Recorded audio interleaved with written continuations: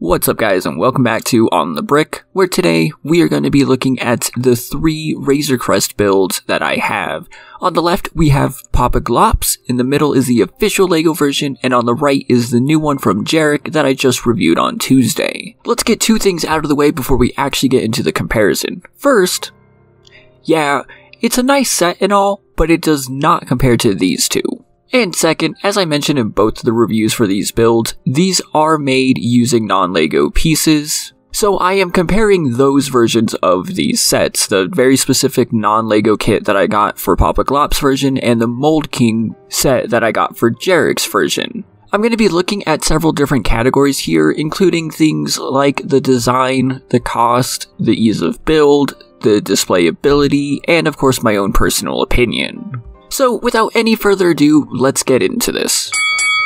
And I want to start by making it very clear that both of these are very good builds. I thoroughly enjoyed both of them. They both have downsides and things I didn't like, but overall I'm very happy to have each of them. In fact, when I asked my friends which ones they preferred, one said the left and one said the right. They are both equally good. But still, let's actually look at the differences.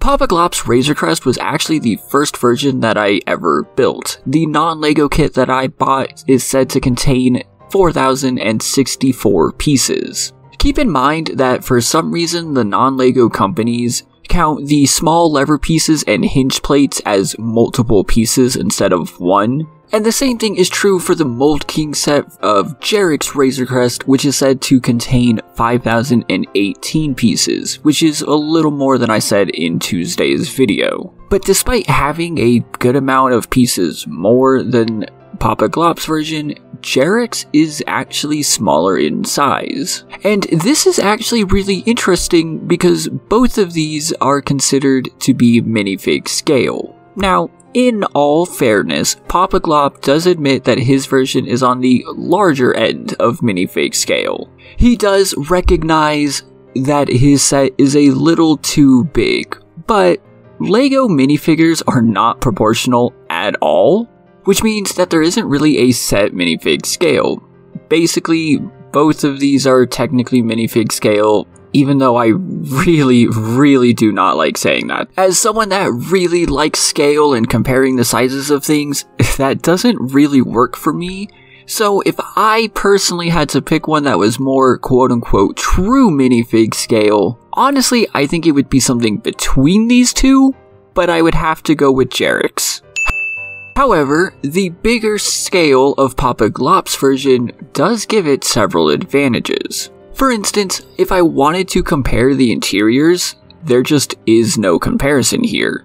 Jerac's version, even in the original design, is quite limited on what's inside. It has this little standing area right inside the loading ramps. There is stuff in the back of the vehicle as well, and then of course there is a proper cockpit as well. But Papaglop's has everything, and you can actually tell what each designer was focusing on when making their version. Papaglop took a lot of time to make sure that the interior was good and fleshed out, while Jerac did mainly focus on making sure that the ship on the outside looked good, and then doing what he could on the inside. Jerac, if I'm wrong, feel free to correct me in the comments down below. I don't want to be speaking on your behalf, that is just the impression that I got from the build. When it comes to the interior of Papaglop's version though, it literally has everything. The cockpit has a little bit more detail than Jerac's version. There's the room behind it, a storage room, a ladder that leads directly underneath, you have the carbon freezing chamber, the weapons locker, you have both the bedroom and the bathroom as well. Literally everything is here.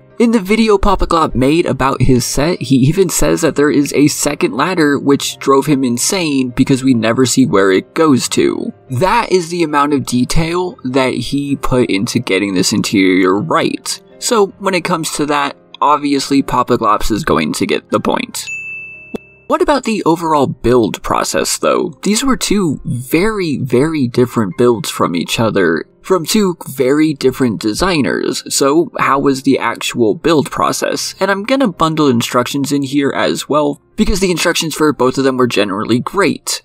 Papaglop's Razor Crest is a more modular build. You start with the front of this thing and then move your way through the entire build. The instructions themselves are broken up into the different modules, and if you email him, or at least did, I don't know if this is still true, you do get one of the modules for free. They all come together perfectly fine and hold together very well. I had no issues with any of them. And it also means that when you're transporting this, it's a lot easier to do so. You can just break it apart and take it that way. But while together, it's still really easy to move and it's not going to fall apart on you. The engines were very tricky, and if you saw my video on it, then you know I had to change a few things just to make it work. But overall, the build was very enjoyable. On the other side, with Jerac's version, I really don't have much different to say. It's not a modular build, it is all one connected unit, and the instructions take you through the build process in a really nice manner. I also went ahead yesterday and actually looked through Jerac's actual instructions because there are differences, and I will say that if you use those, it will be even better. While the engines here were also certainly tricky, I didn't find myself having to outright change anything or even really struggling with anything for all that long. As I said on Tuesday, it is a little weird that you have to flip the build over and over again, but the build itself is strong enough that it really doesn't matter and you'll be fine doing so. In the end, I have to give a point to both of them because both builds were actually really fun and enjoyable. So, now that the build is done, what about displayability? How do these things look? Short answer, great. Obviously, you're gonna have a preference for one or the other, and that's exactly why I asked my friends. And in fact, the reason that they chose differently is for the same thing. My friend who chose the version on the right, or Jerac's version, did so because it looked more like a model and less like Lego. While the friend that chose Papaglop's version actually liked it more because it looked like Lego. And I completely understand where both of those are coming from. Papaglop did tackle some of these angles in a little bit of a weird way, and not everyone is going to like them. But I do fully agree that it looks like a Lego build. While Jerac did a phenomenal job of using the snot technique to get these flat and smooth surfaces, and he really captured these angles very, very well. Jerac also has a whole ton of details in his build that you really only get the more you look at it and the closer you get, while Papaglop's tends to just be large flat surfaces. It doesn't look bad by any means, but there is a difference there. Again, one focused more on the inside, one focused more on the outside. You would think that Papaglop's being bigger would end up taking up more space, but that's only half true. Thanks to the stand for Jerac's version, they actually take up about the same amount of space anyway. So if you're looking at these and you're thinking, okay, well, which one do I actually have room for? They're both about the same. Jerac's is slightly smaller though, so if you really are tight on room, I would have to pick that one. For me, I actually have a really hard time choosing between both of these. They both make such great display pieces, but ultimately I'm going to go with Jerac's design and give him the point. I absolutely love the snot technique, and the exterior of his build is phenomenal. Again, I was going to do a comparison about the different features that they have, but they both literally have the same thing. You can open up the rear hatch, there's landing gear, all the same compartments open up, and the cockpit opens up as well. So it's literally a point to both of them there.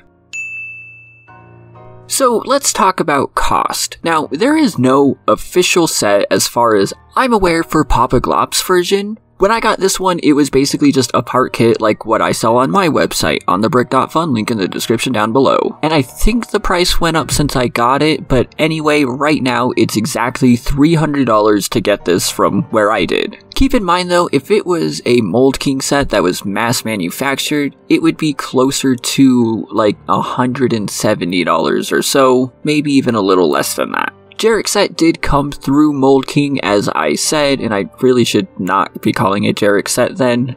Point being, this version cost me $148.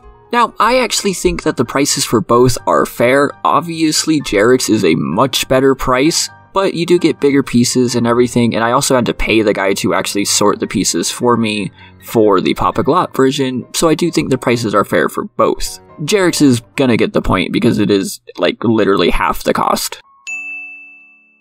But let's say that you wanted to get this in actual LEGO, what then? Papaglop's version is estimated to cost around $800 US. From my own looking on Bricklink, that is about correct. With Bricklink, you can always go and find like the right stores and everything and remove pieces that you have, so I would say about $750 to $800. BrickVault estimate that Jerac's version costs about $700 to $1,000. Again, from looking on Bricklink, my own estimate came out to be about $850, a little bit more than that. In all fairness as well, I was looking for it with the canopy piece that I talked a lot about on Tuesday. Without that, it's a little cheaper. So when it comes to the official LEGO version, I'm going to give the point to Papaglop because it is just a little cheaper, and the instructions are also cheaper from him as well. So all that's left to talk about now is my personal opinion on this. What do I think of the builds? It's really hard to pick a difference here. I legitimately thought that I would go into this with some sort of clear favorite or the other, and I know the points are very heavily in favor of Jerac's, but personally, I love both of them. Like I said, Papaglop's has a wonderful interior, and if I ever get good enough stop motion skills and want to make one using the Razor Crest, the interior will definitely be done using his, while exterior shots would probably be done using Jerac's. And honestly, that's what it comes down to. If I had to pick a favorite, I don't think I could. Because despite being the same vehicle, both of these builds are trying to do different things. As I said, Papaglop's is focusing on the interior, while Jerac's was focusing on the exterior. So it really just depends what you are looking for in your own build. If you prefer more of an interior, then go with Papaglop. If you prefer just a nice display piece, then go with Jerac. I think either way, you will definitely get your money's worth, and always make sure that you buy the original instructions and support them. Links to all of that will be in the description down below. But now I want to know your thoughts and let me know what you guys think about each of these builds, what you like, what you don't like, all that good stuff. Victory! Please do consider liking and subscribing, as it does help out the channel a lot. And if you haven't already, go ahead and check me out on Instagram, Discord, and of course on Patreon, where your contributions go a long way towards helping future videos like this happen. I'm actually starting to post a lot more stuff on there, including early reviews for patrons, easy sneak peeks at like thumbnails and all that kind of stuff. So if you want to know what's coming before it happens on this channel, that's a great way to do it. And you also get shoutouts like Jonathan and Project Elements. Thank you all so much for watching, and I will see you next time.